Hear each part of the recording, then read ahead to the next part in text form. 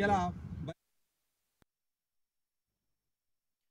CM Chandrababu Naidu Jagan లాగా కక్ష సాధింపులకు పాల్పడే వ్యక్తి కాదని ఎంపీ సీఎం రమేష్ పునరుద్ఘాటించారు.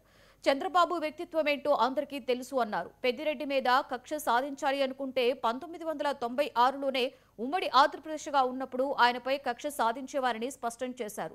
సీఎంగా అధికారం చేపట్టినప్పటి నుండే గతాన్ని వీడి రాష్ట్ర అభివృద్ధి కోసం ఆలోచించే వ్యక్తి అని అన్నారు. రాష్ట్రంలో ప్రస్తుత పరిణామాలకు కారణం జగనేనని సీఎం రమేష్ ఆరోపించారు. ముఖ్యంగా ఈరోజు ఈ పత్రికా సమావేశం దాదాపుగా కొన్ని నెలలుగా అంటే 2-3 నెలలుగా ముఖ్యంగా చూస్తున్నాం.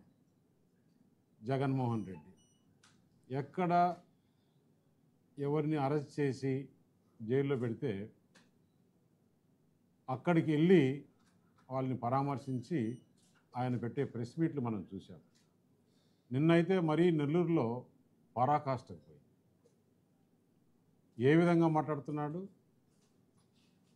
కాకాని గోవర్ధన్ రెడ్డి, ప్రసన్న కుమార్ రెడ్డి గురించి మాట్లాడుతూ రాష్ట్రంలో ఎవరినెవరిని అరెస్ట్ చేశారు, ఏ విధంగా కేసులు పెట్టారు.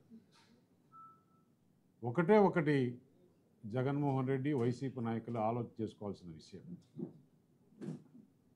తెలుగుదేశం ప్రభుత్వానికి చంద్రబాబు నాయుడికి కొత్తగా మొదటిసారి ముఖ్యమంత్రి అయినా కాదు.